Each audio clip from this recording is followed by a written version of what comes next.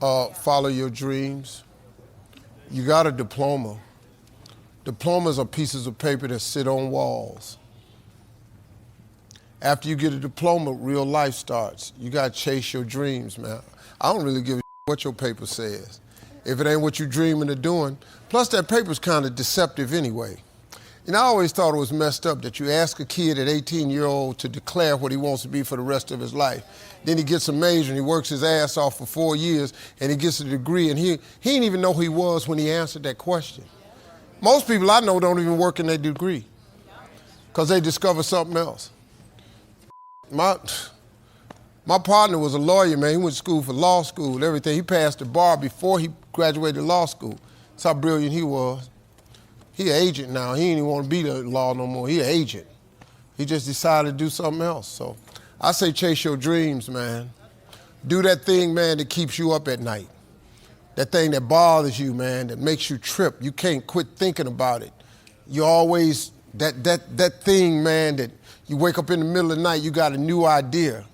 That's what you got to chase. Because anything else, it's going to disappoint you. You're going to forever be sad, man. If you don't chase that dream, you're going to forever be miserable, man. Bishop Jakes was talking one day on a podcast. I heard him talking. He said, I would hate to die and never do the thing I was born to do. That's a sad thing, man. That people they never chase because you got jobs and stuff and you listening to other people. If I hadn't chased my dream, I wouldn't be here. If I listened to my mother and father, I'd have been a construction worker, just like my brothers.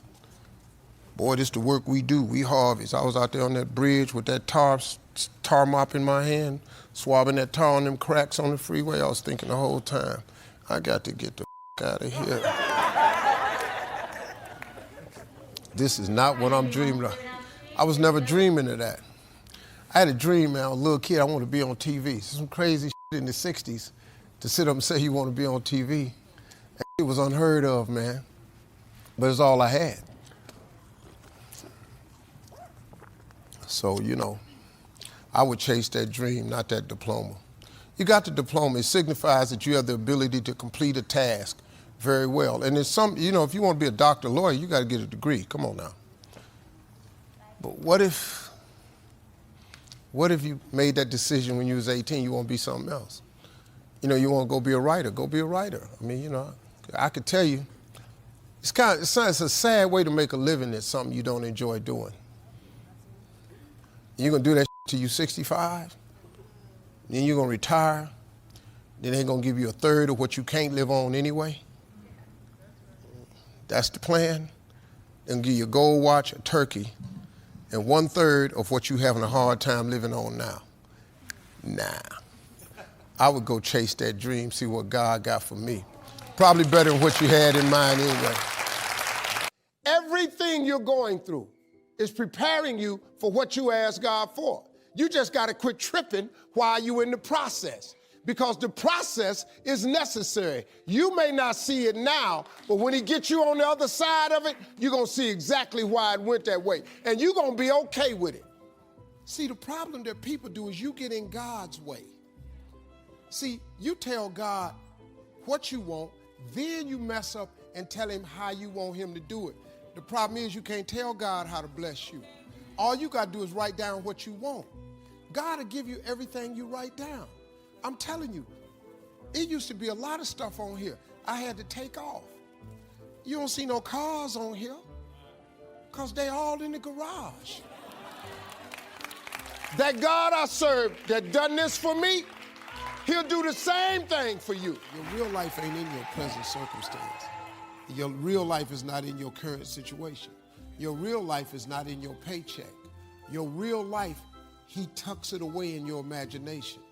The Bible says, a man is as he thinketh. God created us in his image. God thought of this world. He thought of it, so he created it. So he made you just like him, that your thoughts can create things. Albert Einstein said, imagination is everything. It's a preview to life's coming attractions. Everything you imagine is a preview to a coming attraction.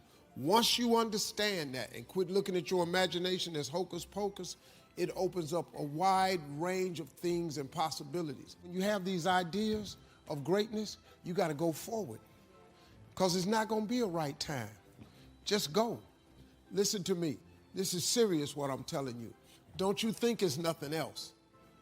Imagination is everything. It's the preview to life's coming attractions. That simply means everything that's in your imagination is a preview of a coming attraction that God has for you. That's why he puts it in your imagination. And so all these things you've been imagining has been God planting seeds in your head of what he has for you. That's why when you're driving down the street and you see the car in the window, you imagine yourself driving that one instead of the one you got, because that's the car God will give you. God is in your imagination. He ain't in your paycheck. He ain't in your current set of situations. God is in your imagination. That's why when you tell your imagination to the wrong people, it don't go nowhere. You ever had something you thought was a brilliant idea and you took it in there to your family and your loved ones and they shot it down? You know why they shot it down? Because they couldn't see it. You know why they couldn't see it? Because God didn't show it to them. He showed it to you. I walked in that house, man, and told everybody I was quitting my job to go be a comedian. Everybody in that house shot that down. My ex-wife shot it down. Her mother-in-law shot it down. My mama shot it down. All my friends shot it down. My brothers and sisters shot it down. Don't you quit your job, go be no comedian. You can't make no money telling no jokes like that. It's 1985. Who you think you are? If I had listened to them, I wouldn't even be here today. I imagined at 10 I would be on TV. Now, I didn't get there until I was 38, but I got there. Do you know all the stuff you've imagined was really God just showing you a preview of a coming attraction he has for you? I won amateur night on October 8th, 1985. I won $50. I went to work the next day, October 9th, 1985. Quit my job. Everybody in my neighborhood called me a fool. I send planes, pick all of them up, take them to shows. And all of them. All of them. Never wait on the right time, because the right time ain't ever coming. All that, when we get my ducks lined up in the row, no, you won't. No, you won't. Because as you have aspirations, you got to understand that the devil understands your aspirations too. The devil's job is to rob you of your destiny. So there will always be an obstacle. So if you're waiting on the right time, you'll never make the move. You have to go. What makes it hard is your lack of belief that it can happen for you. The fact of it is, though, it's very doable. Successful people have developed the thought process. You all have it. You just got to learn the principles of success. All y'all. All of you gifted. All of you have a gift. God made you with a gift that brought all of you are gifted people. I kept telling them jokes. My father was the only one who believed in me. My mother, my brothers, sisters, all my friends, man, get out of that, man. You ain't making no money. You can't tell no jokes. I just kept on. I just kept on. And I'd have made a lot of money, man. I'd have made a lot of money. But I took a chance when it didn't line up. But you can't wait till it line up. You got to jump. If you ever planning on soaring, you're going to have to jump. I did an interview, and this man asked me, he said, Mr. Harvey, the past year and a half has been the toughest year of our lives as human beings. So this had to be the toughest year of your life. I said, sir, this ain't even been in the top 10 toughest years of my life. I don't know what. We had a pandemic and COVID, but I've had some years that, man, make this look like a cakewalk. I lost my mama 23 years ago. That was the biggest hammer I ever had in my life. I'd rather had COVID than lose my mama. So, but sir, I'm talking about a global pandemic. Hey, once again, you asked me the question.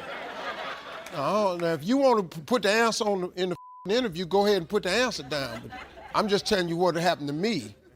You know, he just wanted me to say it was the worst time. It was tough.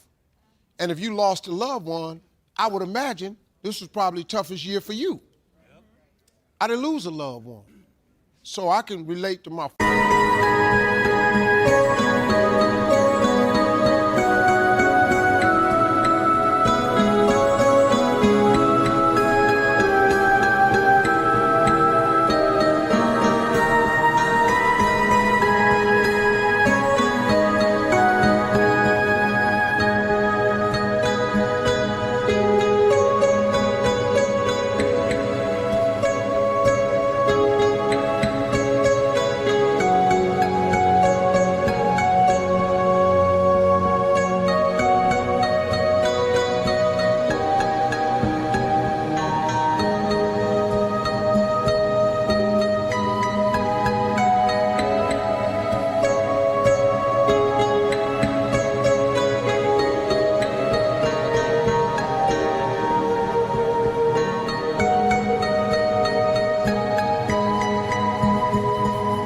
father, my big brother, my mama, my two best friends. I had some rough years. And that's all it was. But you know, the blessing is we still here.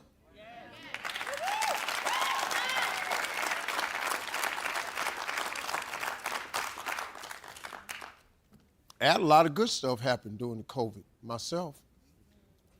But, you know, and you had some good stuff that happened too. You just got to look for it. Behind every moment of adversity, there's a lesson and a blessing. Yeah, we all learned something during the pandemic, but wasn't it a blessing somewhere in there? You know, some people, I lost my job. Whoa. Do you realize sometimes when a door closes, God is sending you up the hallway to go through another door? You be tripping, man. That ain't your job.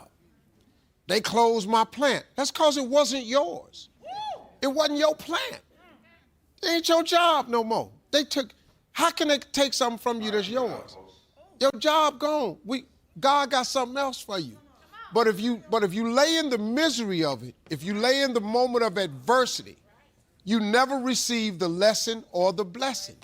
You got to get up out the adversity, man. You got to look for the upside. It's an upside to everything. This is life, man. Do you know that we're going to experience life till the day we die? We're going to have ups and downs. We're going to have ebb and flows. Some going to go good, some going to go really bad. That's life. Ain't nobody immune to that. I don't care how much money you got, how famous you are. I don't care what color you are. This called life. It's going to keep coming. You just got to get better at handling it. You know, that's my suggestion to everybody. Quit crying about what didn't happen to you. You got to start taking inventory on what actually happened. How about you live? How about you still here? How about you on Family Feud this week? How about you been laughing your ass off all day? How about that? Man, start looking at the upside. I went outside, it started raining. Man, it's raining again. Hey, you here for the rain. You ever been to prison? It rained, you don't get to go outside. There's some people want to go stand in the rain. Then you get rain, now you mad because it's raining. But if you don't get the rain, we ain't gonna have these flowers. You got to get something. Everything God sends down from heaven, it has a return. When he's seeing rain, here come flowers. When he's seeing sunlight, here come vitamin D. Here come all, you can say, well, everything he send down, he gets something back. Quit tripping. Man, stop complaining. Let's go. Stop complaining. Let's go. Stop complaining. It used to bother me, you know, when social media first came out, because I was famous before phone cameras came out. I was famous before there was social media. When social media came about, the price for fame elevated. It's a really high price now. They used to have to do fact-check stories about you. Stories came out in the newspaper.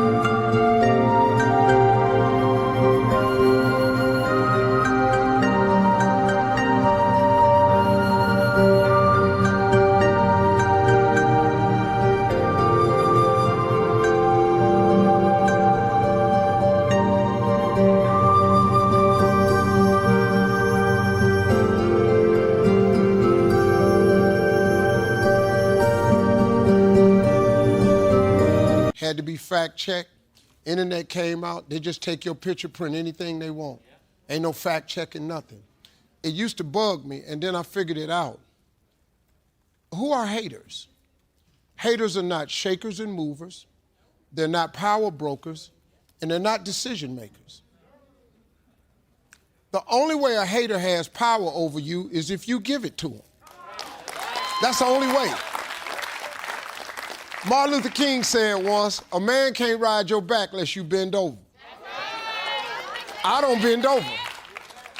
So when you're talking about me, I have a question for you. Number one, do you know me?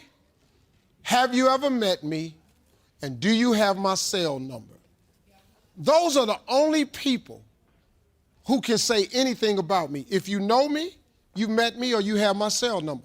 If that, you don't even know me. Do you know the stuff people say about me, man? They say some crazy about me. He a Uncle Tom, he a sellout. A sellout? Do you know what I've done in my lifetime? Do you know what I do for my own culture? What I do for children that are not mine? But I'm not gonna go on the internet and toot my horn to these people. I just let them say what they gonna say. So, and when they get through hating, when all that hating get turned in, turn on your TV set. All that you talking, I'm still here. And let me show you something. Do you know, as long as you just honor God, do you know it don't matter what they say? He will prepare a table in the presence of your enemies. They're gonna all see it, trust me. That's why you don't have to do nothing. You ain't gotta write back, you ain't gotta get online, say nothing back, you ain't gotta go in their DMs, you ain't gotta do none of that. God will fix it where they see, he gonna make sure they see the blessings he got for you. They not gonna miss it. They not gonna miss it. And the only reason they talking about you is cause you winning. Don't nobody talk about losers. They only talk about winners, man. If you out there winning, they're gonna start talking about it. If you don't want nobody talking about you, don't do nothing. Don't try to be nothing. Don't climb the ladder. Don't get a promotion. Don't get no job. Don't stop hanging out with them. Don't try to better yourself. Don't do nothing. They won't say nothing. The moment you make the decision that you're gonna do better, be better, here they come.